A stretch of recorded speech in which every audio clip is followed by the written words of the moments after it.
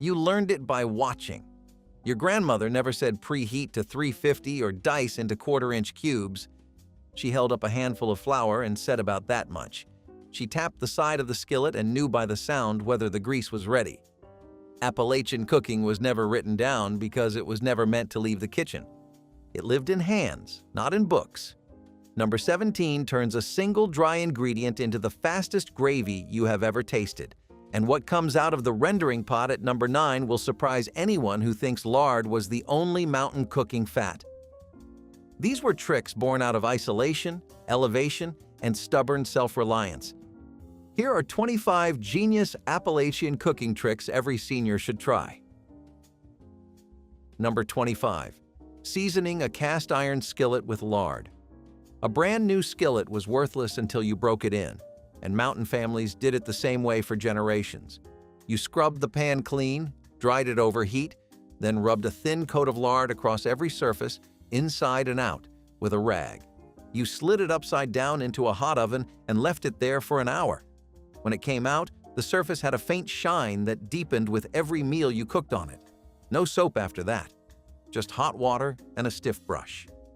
A well-seasoned skillet could fry an egg that slid off the surface like it was greased glass. Families passed those pans down through 3 and 4 generations, and every one of them cooked better than anything you could buy in a store today. Number 24. Drying apple slices on a string above the wood stove.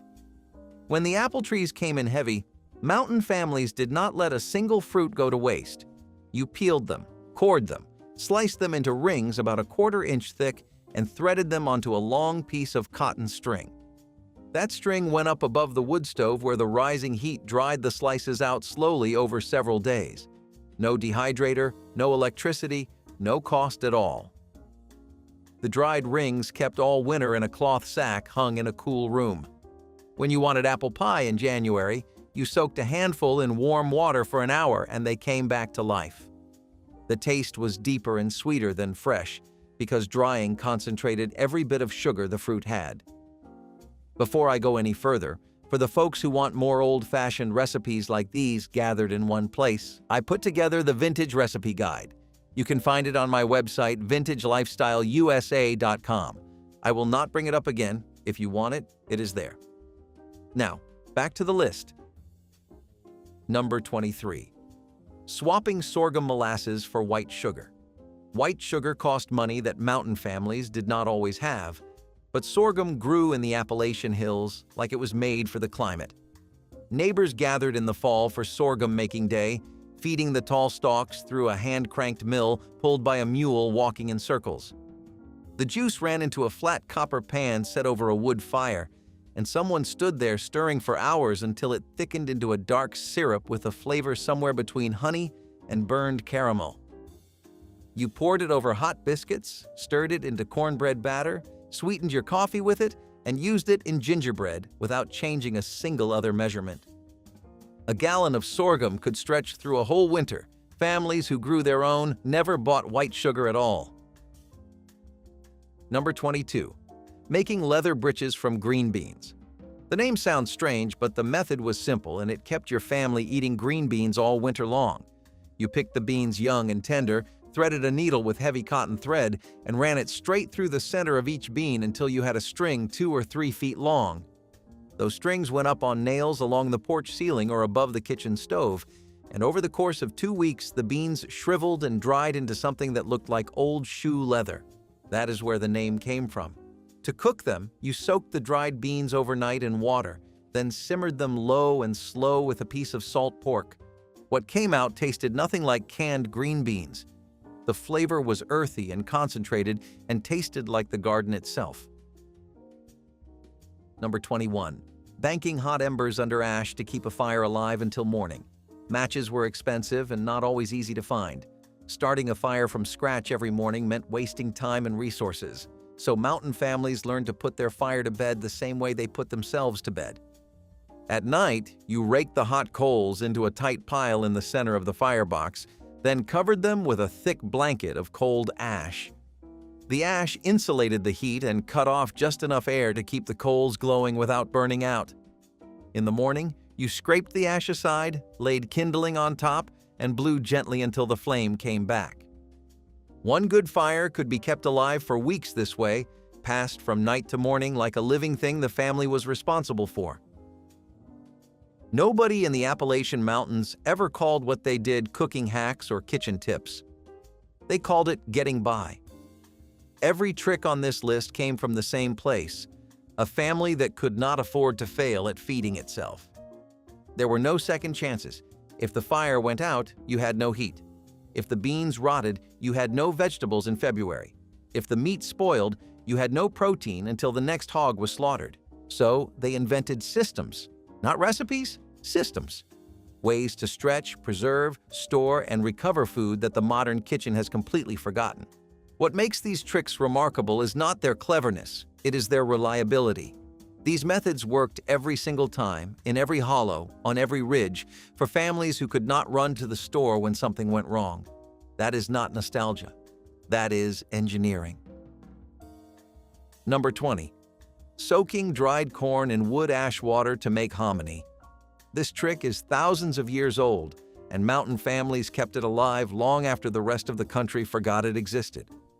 You took dried field corn, the hard kind you would never eat straight off the cob, and boiled it in water mixed with clean hardwood ash. The lye in the ash dissolved the tough outer hull of each kernel and released nutrients that plain cooking could never unlock. After a few hours of soaking, you rinsed the kernels until the water ran clear, and what you had was hominy. Soft, swollen, and completely transformed. You could eat it whole with butter and salt, dry it and grind it into grits, or fry it in a skillet with a little grease. One bushel of field corn turned into a staple that fed a family for weeks. Number 19. Burying a Dutch oven under hot coals for hands-free cooking.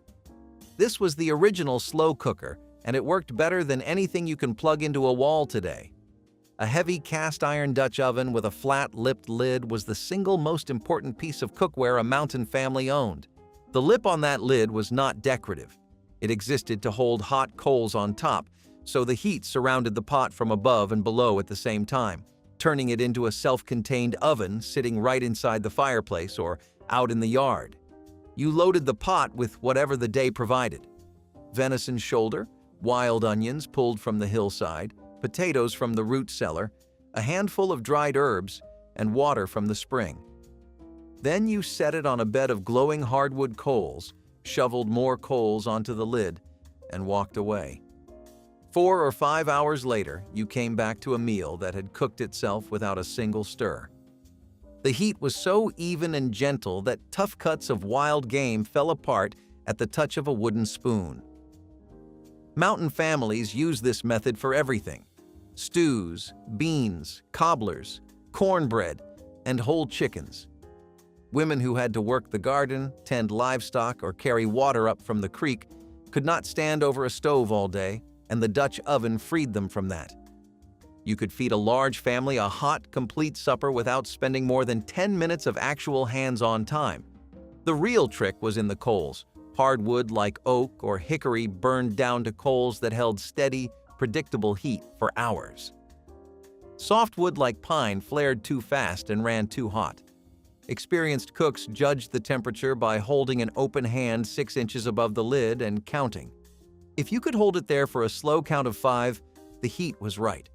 2 seconds meant too hot. That was the only thermometer any of them ever needed, and it never once failed. Number 18. Keeping butter firm in a clay crock lowered into spring water. Refrigeration was a luxury that most mountain homes did not have until well into the 1940s, but butter still needed to stay cool or it turned rancid within days. The solution was a small ceramic crock with a bell-shaped lid. You packed fresh butter into the lid, turned it upside down, and set it into the base, which was filled with cold water. The water sealed out the air and kept the butter at spring temperature, around 50 degrees year-round. Families who lived near a creek or had a spring house went one step further and set the whole crock directly in the running water. Butter stored this way lasted weeks without a hint of turning, no ice, no electricity, just cold water and clay. Number 17. Browning flour in a dry skillet and keeping it in a jar for instant gravy. This is the trick I mentioned at the top, and once you understand it, you will wonder why every kitchen in the country does not have a jar of browned flour sitting next to the stove. Mountain grandmothers kept a mason jar full of flour that had been toasted in a dry cast iron skillet until it turned the color of peanut butter. The process took about 20 minutes of standing at the stove, stirring constantly with a wooden spoon so the flour did not scorch. When it reached that deep golden brown and smelled like roasted nuts, you poured it into a clean jar and sealed it tight. It kept for months in a cool pantry without going stale. Here is why this mattered so much. When you finished frying meat and had hot drippings in the pan, you did not have to fumble with raw flour and risk lumps. You shook in 2 or 3 tablespoons of the browned flour, added milk or water, and stirred. The gravy came together in under a minute, smooth, rich, already deeply toasted, with a warmth of flavor that raw flour could never match. It worked on everything: chicken fried meat, pork chops, sausage patties, and any kind of pan-fried wild game. The browned flour also thickened soups and stews faster because the starches were already broken down by the dry heat. One batch, 20 minutes of work, and you had instant gravy starter for a month of suppers. Some women kept 2 jars going at all times, a lighter toast for white cream gravies and a darker one for red eye and brown pan sauces. The difference in shade was just a few more minutes at the stove. That kind of control, done entirely by sight and smell without a thermometer or a timer, was pure Appalachian kitchen knowledge passed from mother to daughter without a single written word. Number 16. Wrapping fresh-caught trout in damp leaves before laying it on the coals. If you grew up near a mountain stream, you probably ate brook trout cooked this way at least once. You gutted the fish, stuffed the cavity with wild ramps or a slice of onion if you had one, then wrapped the whole thing in large wet leaves. Sycamore, grape, or cabbage leaves all worked. The bundle went directly onto a bed of hot coals and cooked for about 15 minutes. The wet leaves created steam inside the wrap, and the fish came out perfectly flaky without ever touching a pan or a grate. When you peeled back the charred leaves, the skin pulled away clean and the meat underneath was moist and delicate. No oil, no butter, no cleanup. Just fire, leaves, and a fish. The thing about mountain cooking is that none of it was taught in a classroom. There were no extension courses, no television demonstrations, no cookbooks with step-by-step photographs. Everything traveled by hand and by voice. A girl stood next to her mother at the stove and watched. She listened to the sound the batter made when it hit the hot grease. She learned to judge the color of a roux by memory, not by a printed chart. And when she grew up and had her own kitchen, she did it the same way without thinking about it. That chain of knowledge was unbroken for 200 years in some Appalachian families. What snapped it was not ignorance, it was convenience. When cheap processed food arrived in the 1960s and 1970s, it became easier to open a box than to teach a daughter. The tricks did not die. They just stopped being passed along. Number 15. Using mashed pawpaw fruit in place of banana in baking. The pawpaw tree grows wild all through the Appalachian foothills and produces a soft, creamy fruit with a flavor that falls somewhere between mango and banana.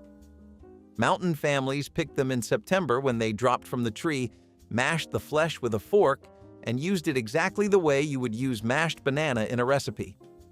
It went into quick breads, muffins, and pancake batter without a single adjustment. The texture was smoother, and the sweetness was deeper than banana, so you could cut back on sugar. Pawpaws do not travel well and bruise within hours of picking, which is why most grocery stores have never carried them. But if you had a tree near the house, you had free fruit and a baking trick nobody outside the mountains ever learned. Number 14. Fermenting cabbage in a stoneware crock weighted with a river rock.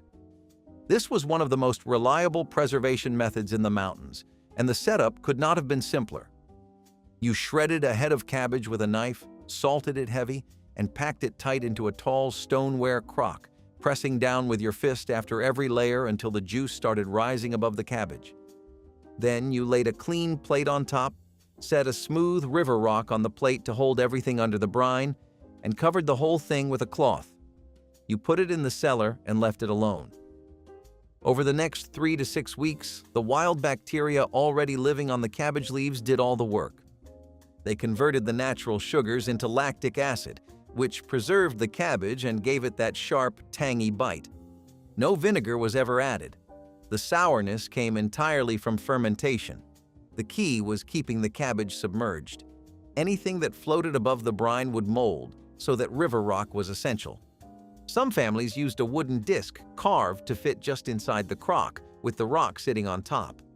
Every few days you checked the cloth, skimmed off any scum that formed on the surface, and walked away again. When the taste was sharp enough for your liking, you transferred it into jars and moved them to cold storage. A single large crock could produce enough sauerkraut to last from October through April. Families who raised their own hogs ate it alongside pork all winter. Those who did not ate it on its own with bread or stirred it into soups. Either way, it was free, it was nutritious, and it required nothing more than cabbage, salt, a crock, and patience. That combination kept people fed when nothing else could.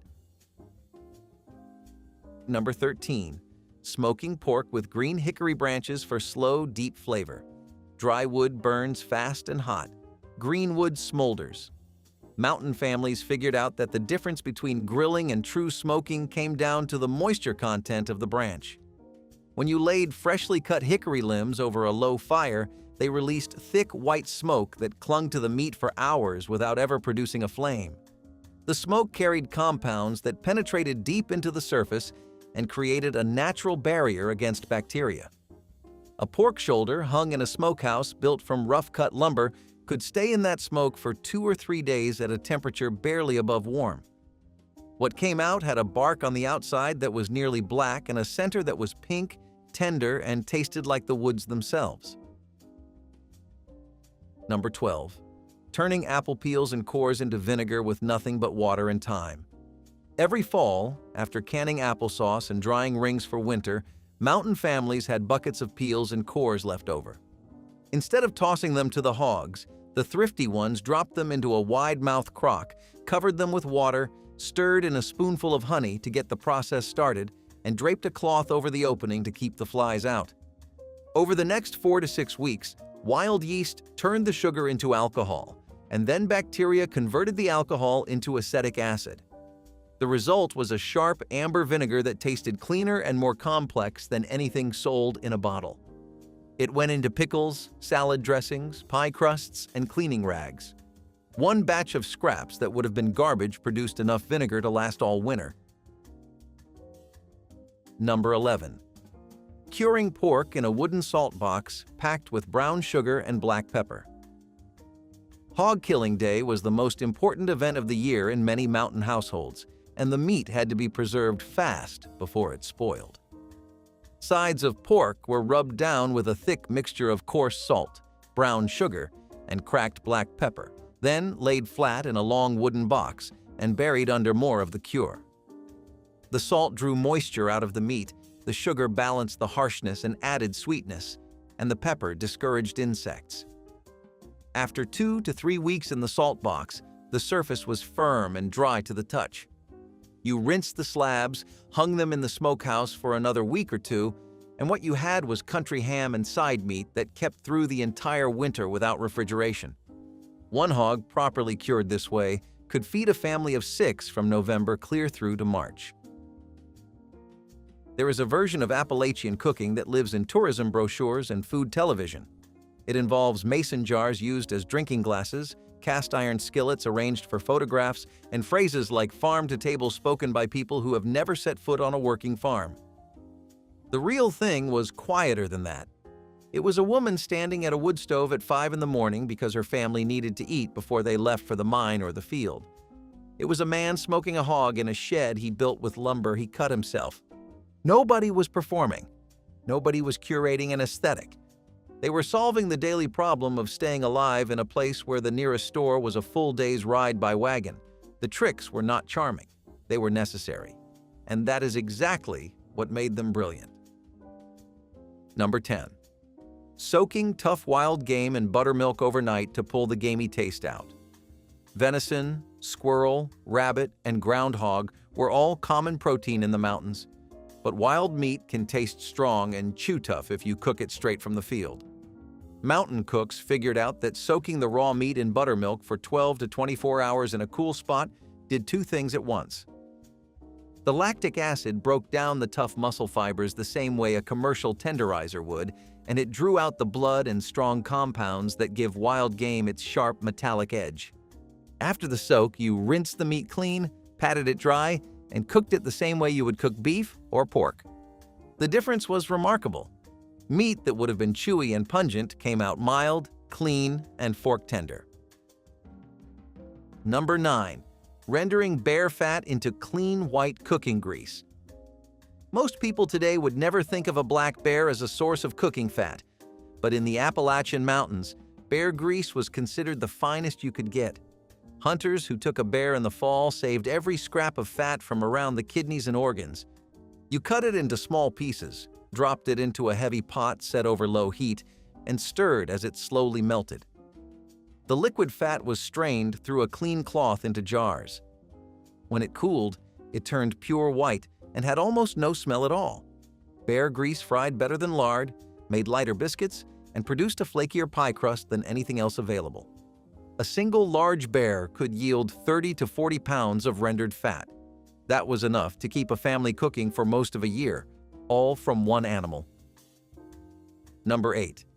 Drying bundles of sage and thyme inside paper sacks hung from the ceiling.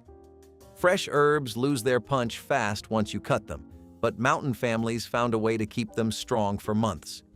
You gathered a fistful of stems, tied them together at the base with a piece of twine, and slipped the whole bundle upside down into a brown paper sack with a few small holes punched in the sides for airflow. The sack went up on a nail driven into a ceiling beam in the warmest, driest room of the house. Over 2 weeks, the herbs dried slowly in the dark, protected from dust and sunlight, which would have faded their oils. When you needed sage for sausage seasoning or thyme for a pot of soup, you reached into the sack, crumbled what you needed between your fingers, and put the rest back. The flavor held strong well into the following spring. Number 7. Making lye soap from hardwood ash and leftover cooking grease. This was not a cooking trick in the obvious sense, but every mountain kitchen depended on it. Clean hands, clean pots, and clean surfaces all started with soap, and nobody bought it when they could make it for free. You collected hardwood ash from the fireplace, packed it into a barrel with a small hole in the bottom, and slowly poured water through it. What dripped out the bottom was lye water, a strong alkaline solution that could burn your skin if you were careless. You mixed that lye with saved cooking grease, heated the combination in a heavy pot, and stirred for hours until it thickened into a pale, dense paste. Poured into a wooden mold and left to harden for several weeks, it became a bar of soap that cleaned everything from cast iron skillets to cotton dish rags. Rough on the skin, but nothing cut grease the way mountain lye soap did. Number 6. Layering root vegetables in damp sand inside a root cellar to keep them crisp until spring. The root cellar was the mountain family's refrigerator, and packing vegetables in sand was the technology that made it work. You dug a room underground or built a small chamber banked with stone and packed earth, and inside you stacked wooden crates filled with alternating layers of damp sand and root vegetables. Carrots, turnips, beets, and potatoes went in without touching each other. The sand held just enough moisture to keep the vegetables from drying out, but not so much that they rotted. The underground temperature stayed cool and steady, somewhere between 35 and 45 degrees, all winter long. A family that filled its root cellar in October could still be pulling out firm, crisp carrots the following March. No canning required, no freezing, no processing of any kind. Number 5. Packing wild ramps in salt brine for year-round use. Ramps are wild leeks that grow in shady mountain hollows and carry a flavor that hits somewhere between garlic and onion, but stronger than both. They come up for a few weeks in early spring, and then they are gone, which made them precious. Mountain families dug them by the bucketful, trimmed the roots, and packed them tight into glass jars. A simple brine of water, salt, and a splash of vinegar went over the top, and the sealed jars went into the cellar. Pickled ramps kept their bite for a full year. You pulled out a jar in the dead of December, chopped a few into scrambled eggs or fried potatoes, and had that sharp, wild mountain flavor when nothing else green was growing for miles. Number 4. Stirring warm milk with a sassafras twig to add flavor. Sassafras trees grow all through the Appalachian range, and their roots and young bark carry a flavor that tastes like root beer before root beer was ever bottled. Mountain families snapped off a small green twig, peeled the bark with a pocket knife, and used it as a stirring stick in a cup of warm milk or fresh cream. The heat from the liquid drew out the natural oils, and within a minute or two, the milk had a sweet, spicy taste that children begged for. Some families brewed whole pots of sassafras tea by boiling a handful of root bark in water until it turned dark red. It was the household drink before store-bought coffee became cheap enough for everyday use. A sassafras tree in the yard meant free flavor, year-round, without spending a single cent. Number 3. Roasting ears of corn inside their own green husks directly on hot coals. You did not need a grill, a pot of water, or even a pan for this. You pulled back the husks just far enough to strip out the silk, then folded the husks back up tight around the ear and tied the top shut with a strip torn from the outer husk. The whole thing went straight onto a bed of glowing coals. The green husks steamed the corn from the inside while the outside charred black. After about 15 minutes, you pulled the ear out with tongs, peeled away the burned layers, and the corn underneath was perfectly cooked, sweet, and carrying just a hint of smoke. No butter was needed, though nobody ever refused it. This was the fastest and cleanest way to cook fresh corn in a mountain kitchen that had no running water to spare for a boiling pot. Number 2. Swabbing a hot griddle with a lard-soaked rag tied to a stick. This was the mountain version of cooking spray, and it worked better than anything in a can. You took a clean piece of cotton cloth, folded it into a tight pad, tied it to the end of a wooden stick with wire or kitchen string, and kept it sitting in a small bowl of melted lard next to the stove. Every time the griddle or skillet needed greasing, you picked up the stick and ran the soaked rag across the hot surface in one smooth pass. The lard went on thin and even, with no pooling and no dripping, and your hands stayed far enough from the heat that you never got burned. Pancakes, cornbread, johnny cakes, and fried eggs all came off the surface clean every single time. Some families kept the same greasing stick going for years, replacing the rag when it wore through, but never bothering with the handle. Number 1. Saving every single drop of pot liquor. This is the simplest trick on this entire list, and it is the one that mattered most. Pot liquor is the liquid left behind in the pot after you cook greens, beans, or any kind of vegetable. Most people today pour it straight down the drain without a second thought. And in the Appalachian Mountains, that would have been unthinkable. Every mineral, every vitamin, every trace of flavor that cooked out of the food ended up concentrated in that liquid. Mountain families saved it in a jar set on the windowsill or in the back of the icebox and used it for everything. They drank it warm from a cup when someone in the house felt sick. They poured it into the next day's soup as a base. They stirred it into cornbread batter for extra moisture and depth. They spooned it into the mouths of babies who needed nourishment. Nothing that could feed a person was ever thrown away. Not a bone, not a peel, not a single tablespoon of cooking water. That was the deepest trick of all. Not really a technique at all. A conviction. The quiet, fierce belief that everything in your kitchen had value, and the person sitting down to eat it did too. Trapping natural wild yeasts for bread making was a delicate dance between patience, instinct, and trust in nature. Long before modern yeast packets made baking effortless, native chefs understood how to harness the living cultures floating invisibly all around them. They would leave simple mixtures of ground corn, acorn flour, or other grains mixed with water exposed to the open air, letting wild yeasts and beneficial bacteria settle into the mix over several days. Every loaf was alive, shaped by the air, the season, and the land itself. Each region had its own distinct flavors, a fingerprint left by invisible forces.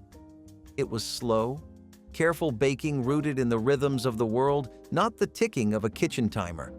And if you thought that was incredible, imagine making an entire soup without a pot, without a bowl, just heated rocks, fresh herbs, and the oldest cooking trick you have never heard of. Preserving herbs in salt was a quiet tradition in many kitchens. Fresh herbs wilted quickly, and refrigeration was not always dependable.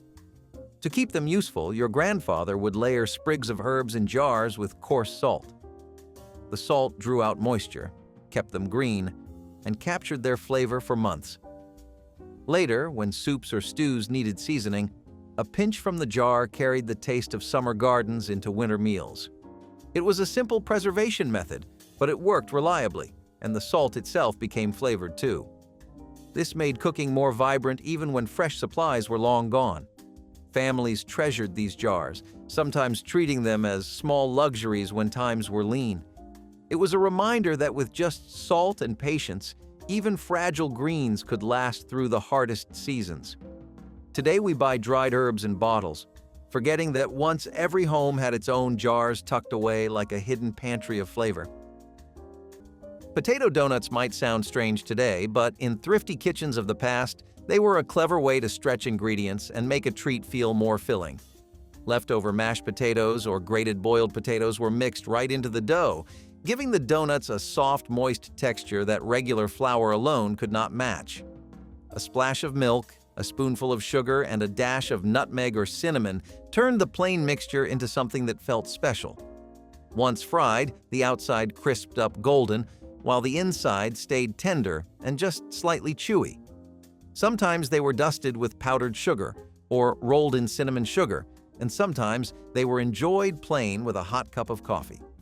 Families swore by them as a way to avoid waste, and children loved the novelty of a donut that tasted a little different.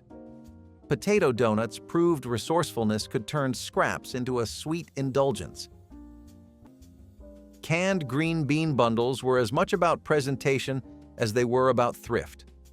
Housewives took humble canned beans, wrapped them with strips of bacon, and baked them into tidy little packages that looked far fancier than the ingredients suggested. Suddenly, the cheapest vegetable in the pantry became a party dish. They were easy to pick up, easy to serve, and they made families feel like they were dining in style. Kids who might have turned up their noses at plain beans were suddenly intrigued by the crispy bacon wrapping. It was one of those recipes that cost very little but carried big impact. Guests assumed it was a restaurant-inspired dish, not realizing it came straight from a can. Housewives kept these tricks up their sleeves to add flair without adding expense. They were little bites of ingenuity that showed just how far simple ingredients could be stretched when creativity came first. Spam and pineapple skillet suppers were a tropical twist on the thrifty meals that defined the 1960s kitchen. Spam was cheap, filling, and shelf-stable, but it needed a little creativity to keep it interesting night after night. Moms found inspiration in Hawaiian flavors, slicing Spam into cubes and browning them before adding canned pineapple chunks for sweetness. The pineapple cut through the saltiness of the Spam, and when served over rice or noodles, it became a colorful, filling family dinner.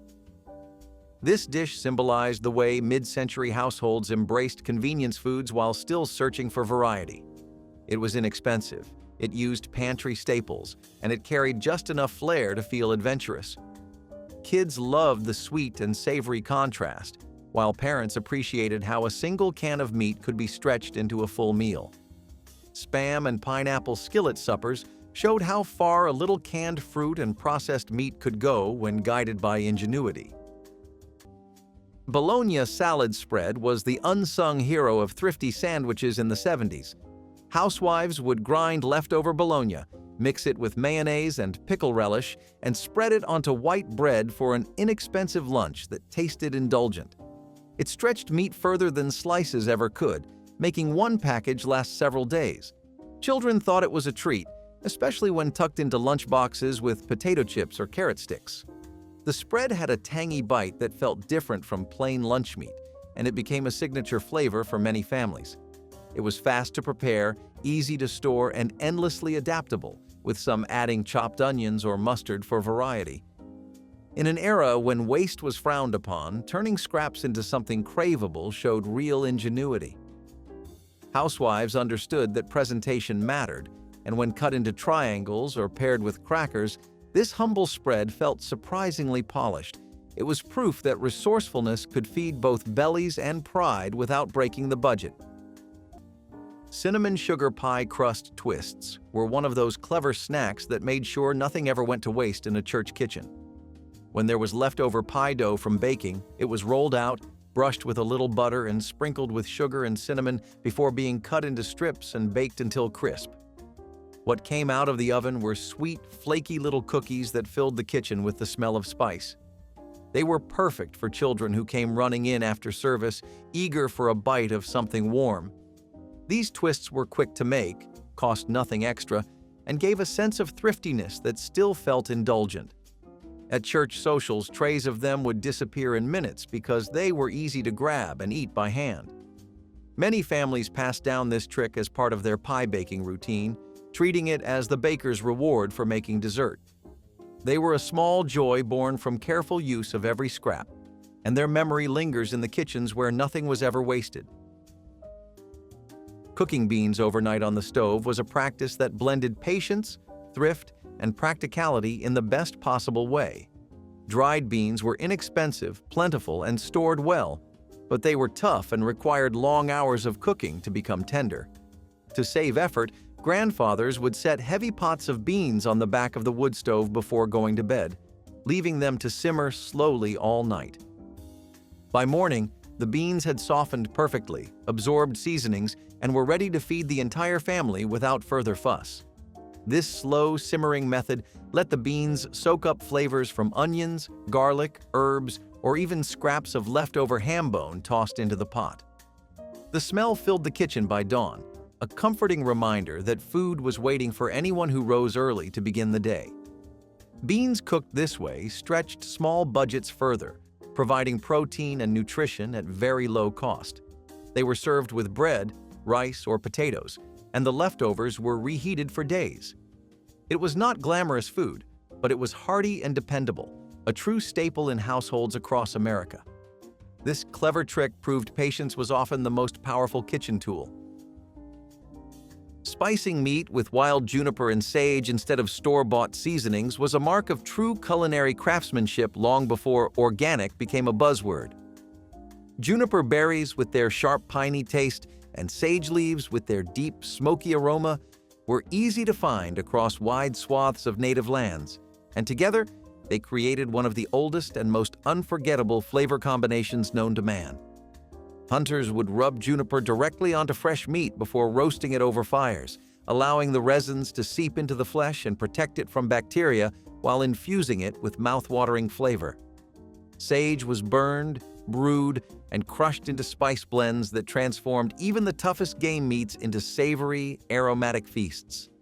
And just when you think seasoning meat could not get any more poetic, native chefs took it one step further, discovering a way to use wild berries not just as food, but as a way to glaze and preserve fish in the most mouth-watering way imaginable. Making gravy from pan drippings was one of those clever tricks that turned scraps into something that felt like a feast. Grandfathers did not need store-bought mixes or powders.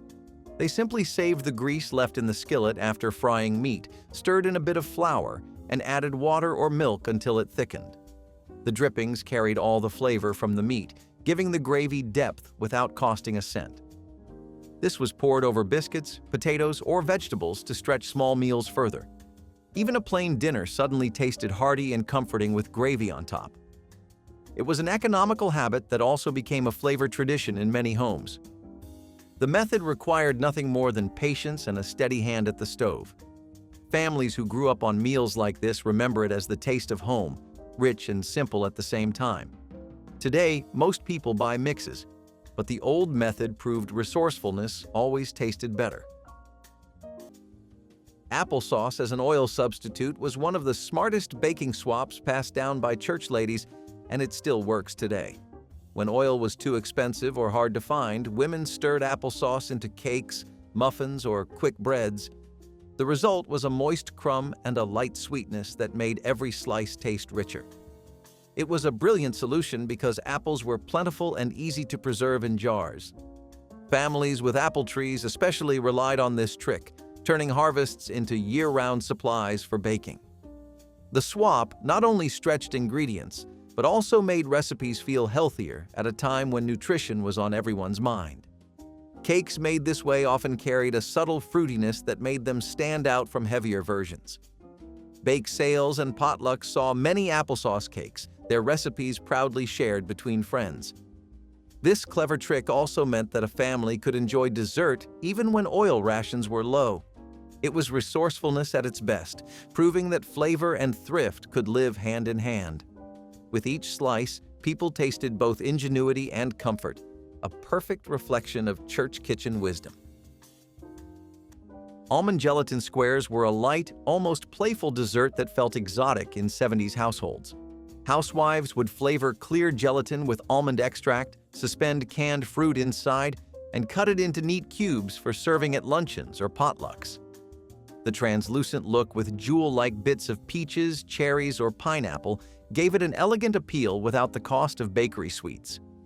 It was easy to make in bulk, chilled overnight, and sliced into squares that stacked prettily on serving trays. Unlike heavy cakes or pies, these desserts were refreshing, especially in warmer months when something light was welcome. Kids loved the wobbly texture, while adults saw it as chic, an alternative to the ordinary Jell-O salads of earlier decades. The almond flavor gave it just enough sophistication to set it apart, hinting at something European, even if it came straight from a box and a can. In homes where budgets were tight, almond gelatin squares were proof that thrift could still carry flair and charm. Instant mashed potato magic was one of the most useful kitchen tricks of the 1960s, turning powdered flakes into more than just a side dish. Moms discovered that instant potatoes could thicken soups, stews, and gravies, giving meals extra body without requiring flour or cream. They could also be used as a base for croquettes or patties, stretching leftovers into entirely new dishes. As a side, they were quick, affordable, and surprisingly comforting when dressed up with butter or milk. The convenience of instant potatoes fit perfectly into the rhythm of busy households, where time was short but expectations for hearty meals remained high. This clever use of a modern product showed how 1960s kitchens balanced tradition with innovation. Even if some considered them a shortcut, they became a symbol of practicality and adaptability. Instant mashed potatoes were proof that even powdered food could be turned into comfort when guided by creativity. Stuffed bell peppers with rice were the ultimate thrifty oven dish. Housewives stretched a small amount of ground meat by mixing it with rice, tomato sauce, and seasonings, stuffing it all into colorful peppers. What might have been only enough for two became a meal for an entire family. Baking them together let the flavors mingle, turning cheap ingredients into a dish that felt warm and complete. It was filling, economical, and surprisingly impressive when placed on the table. Housewives knew that recipes like this were about more than saving money. They were about creating meals that carried pride. It became a regular weeknight dinner that required very little but delivered a lot. Families walked away satisfied, and the kitchen stayed under budget. It was a shining example of how thrift and flavor met in perfect harmony in 70s kitchens. Canned milk frosting was a budget-friendly way to make desserts feel indulgent without using expensive cream. By whipping evaporated milk with sugar and flavorings, church ladies created a smooth, fluffy icing that paired perfectly with cakes or cookies. It was cheaper, easier to store, and still had the richness people craved. The trick meant even families with limited access to dairy could enjoy frosted treats. At bake sales, cakes topped with this kind of icing sold quickly because they looked just as beautiful as any bakery creation. The flavor was subtly caramelized, which made it stand out from regular buttercream. Children loved it because it was sweet and soft, while adults admired the thrift behind it. Community cookbooks often included this recipe, passing it from one household to another. It showed that indulgence did not always need expensive ingredients, just clever thinking. Frosting made this way was not only practical, but also memorable, leaving behind a taste tied to church gatherings. It was a simple solution that brought sweetness to tables everywhere. Packing ice boxes with sawdust may sound unusual today, but it was once a clever way to stretch the life of ice. Families without refrigerators relied on ice deliveries, and each block had to last as long as possible. Grandfathers knew that covering the ice with sawdust slowed melting and reduced waste. Sawdust acted as natural insulation, keeping the ice solid through hot summer days. Children remembered digging into piles of sawdust at ice houses where blocks were stored before delivery. The method was messy but effective, and everyone accepted it as part of daily life. An ice box lined with sawdust meant milk stayed cooler, butter did not spoil as quickly, and leftovers could be saved a little longer. It was a small adjustment that made a big difference for households trying to stretch every dollar. Sawdust was cheap, available from lumber yards, and worked better than most alternatives. It showed how practicality often outshone modern convenience in its own quiet way. Burying food underground for natural refrigeration was one of the quiet genius moves that let Native American families survive through blistering summers and brutal winters alike. It sounds almost too simple now, but when done right, it was remarkably effective.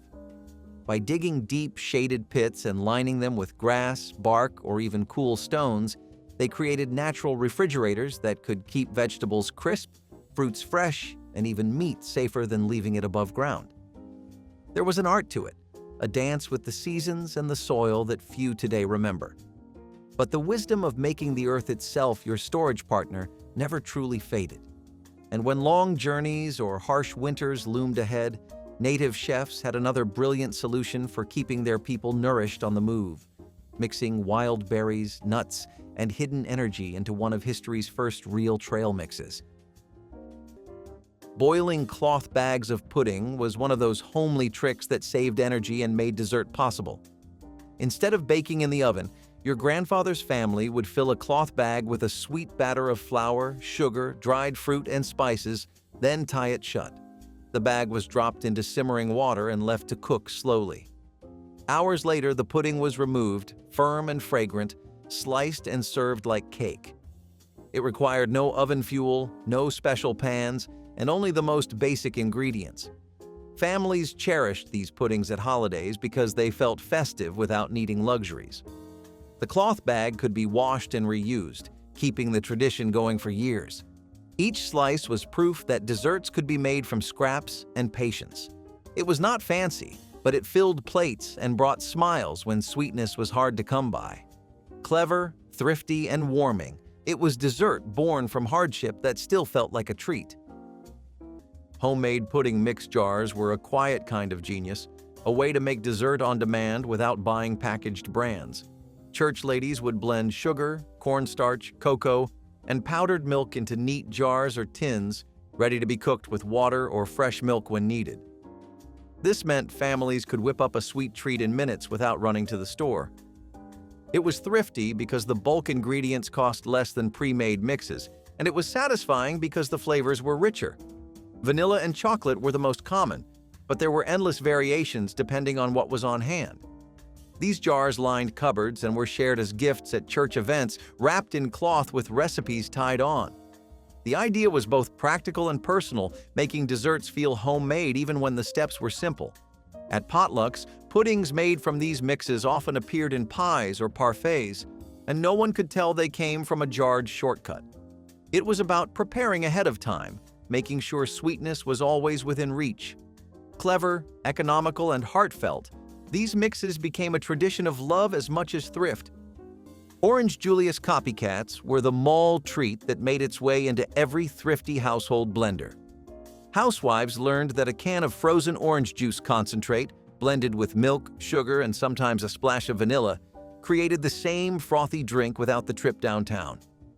Children begged for them after school. Husbands enjoyed them on hot afternoons, and neighbors saw them as proof that homemakers could replicate anything.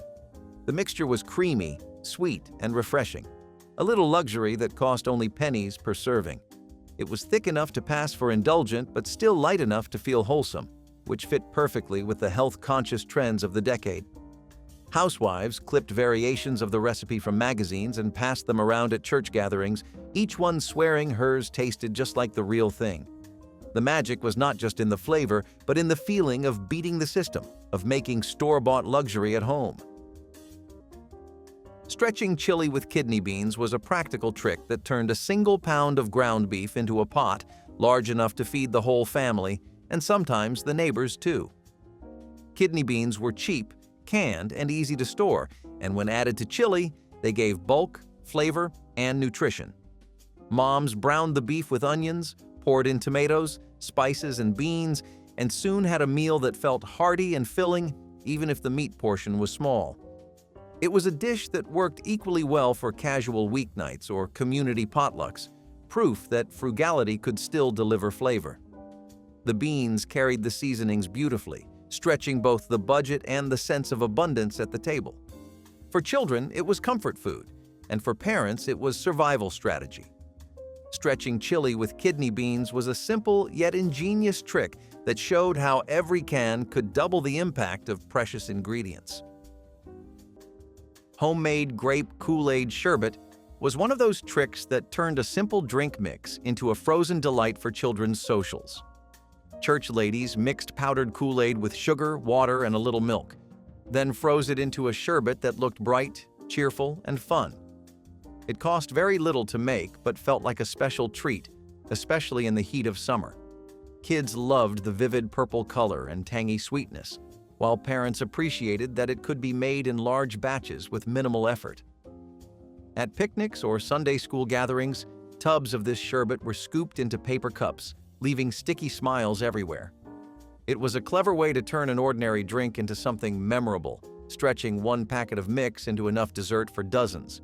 The trick also reflected the resourceful spirit of the times, proving that fun did not require fancy ingredients.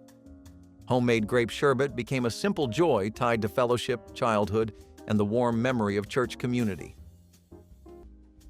Grape jelly meatballs sound strange, but in the 70s they were the darling of every cocktail party. Housewives simmered meatballs in a sauce made from grape jelly and chili, creating a sweet and savory flavor that felt completely new. Guests were surprised by the unusual pairing, but one taste kept them coming back. They became a staple of potlucks and gatherings, feeding a crowd with very little effort. The sauce was cheap, the meatballs could be stretched with fillers like breadcrumbs, and the result felt festive. Housewives loved how little time it took to put together, and partygoers remembered it long after the evening ended. It was another example of a clever trick making use of common pantry items to create something memorable. Even today, people who grew up in the 70s remember those saucy meatballs with nostalgia. It was proof that daring combinations could win hearts when money and time were short. Making fruit leather with nothing but the sun and a flat rock was the perfect way to capture summer's sweetness for the long, hungry months ahead. Native American cooks would mash wild berries, apples, or plums into thick, pulpy pastes and spread them carefully over flat, sun-warmed stones. Covered lightly with woven grasses or bark to keep pests away, the fruit would dry slowly under the open sky, concentrating into chewy, intensely flavored strips packed with vitamins and natural sugars. These homemade fruit leathers were not just snacks. They were essential travel rations, dessert after lean meals, and precious gifts given between families and tribes. And while these sweet creations came from the land's generosity, another treasure was pulled from its hidden places too, one that changed cooking, trade, and survival forever: the gathering of salt from natural licks deep in the wild. Making coffee with eggshells may sound strange now, but it was an old trick that made sense in its time. Your grandfather would save clean eggshells, crush them, and stir them into the pot of boiling coffee grounds. The shells drew out bitterness, settled the grounds, and left the coffee clearer and smoother. It was especially common when brewing coffee over campfires or on stovetops without filters. The calcium in the shells worked like a natural clarifier, making the drink easier on the stomach. Back then, coffee was precious and no one wanted to waste it or choke down a bitter cup. This trick gave every pot a mellow flavor that store-bought blends could not match. It was simple, cheap, and effective, the kind of trick passed down by word of mouth rather than written in a book. It showed that clever thinking could turn even the most ordinary morning into something quietly remarkable. Sun tea in glass jars was the definition of resourcefulness, because it took nothing more than water, tea bags, and the sun to create a refreshing drink that could serve a whole gathering. Church ladies knew that setting a large glass jar out on the porch or window ledge was the easiest way to brew tea without having to boil a kettle for hours. The slow steeping in sunlight gave the tea a smoother flavor that people swore was better than stovetop brewing. It was also free, which meant it did not add strain to household budgets.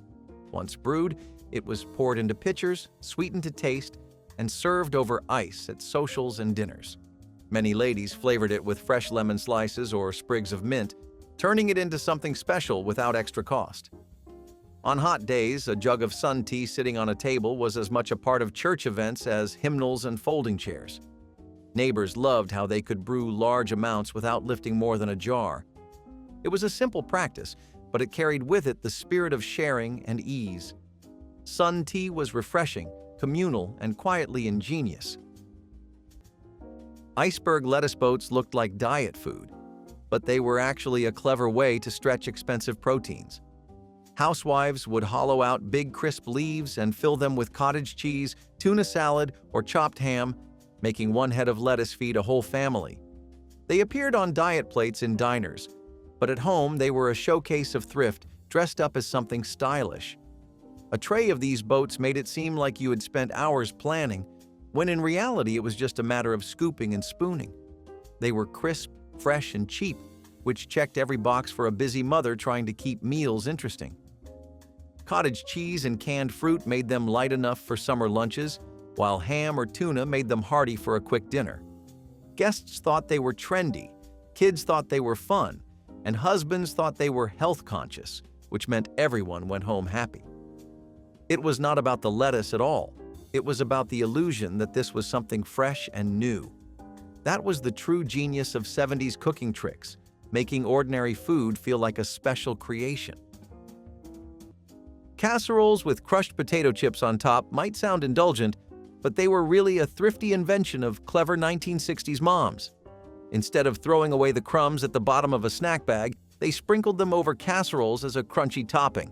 The chips added flavor, texture, and a golden crust that made even the simplest casserole feel exciting.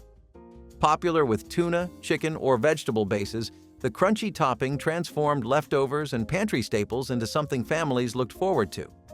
It was also a way of stretching expensive ingredients by making casseroles the star of the meal rather than a side dish. The trick appealed to kids who loved the fun of finding chips baked into dinner and reassured parents who wanted nothing to go to waste. The casserole itself became a canvas for creativity, but it was the potato chip topping that made it memorable. Moms of the 1960s proved that even the last crumbs from a snack bag could turn a basic family meal into comfort food with a touch of flair. Smoking meat in the backyard shed was one of those timeless practices that kept food safe without refrigeration. Grandfathers built simple smokehouses from wood or stone, using controlled fires to cure meat slowly. The smoke not only preserved the meat, but also gave it a flavor unmatched by fresh cuts. Hams, sausages, and fish hung for days or weeks, soaking in the smoke until they were ready. Families relied on these sheds to store protein for months, making sure nothing spoiled when cold weather set in and hunting or farming slowed. The process took steady effort, since fires had to be tended carefully to give enough smoke without burning the meat. Neighbors often gathered at these sheds, trading advice, swapping wood types, and even sharing a portion of their catch. The smell of hickory or oak smoke drifting from the shed became part of the rhythm of rural life, something as natural as the changing seasons. It symbolized self-reliance and pride in providing for one's family with skill instead of store-bought conveniences. Today, smokehouses are rare and mostly seen as hobbies, but the tradition still stands as a clever example of survival and community bound together by food. Coffee can ice cream was as much about the fun as it was about the dessert itself. At church picnics, children and adults would roll sealed coffee cans filled with cream, sugar, and flavoring back and forth across the grass until the mixture froze. It was simple science and community entertainment rolled into one. This trick did not require an ice cream machine or electricity, which made it perfect for outdoor events. Everyone got to participate, laughing as they pushed and shook the cans. When the lids were finally pried off, the reward was a sweet homemade ice cream that tasted better for all the effort behind it. Flavors could be as simple as vanilla or as playful as chocolate chips tossed in at the end. Church ladies loved how it brought people together because the process was just as important as the final dish. It turned dessert into an activity which made it unforgettable for the children who grew up with it. Looking back, Coffee Can Ice Cream was not just about thrift, but about joy. It was a perfect picture of community in action. Pick one of these tricks and try it this week. Season that old skillet sitting in the back of your cabinet. Brown a batch of flour and keep it in a jar by the stove. Save the pot liquor the next time you cook greens and taste what you have been pouring down the drain your whole life. These were not shortcuts. They were the way families survived in the mountains for 200 years, using nothing but what the land gave them and what their mothers taught them. If one of these brought back a memory from your own kitchen growing up, I would love to hear about it in the comments. I read every single one. Hit subscribe so you do not miss the next one, and until then, take care of yourself.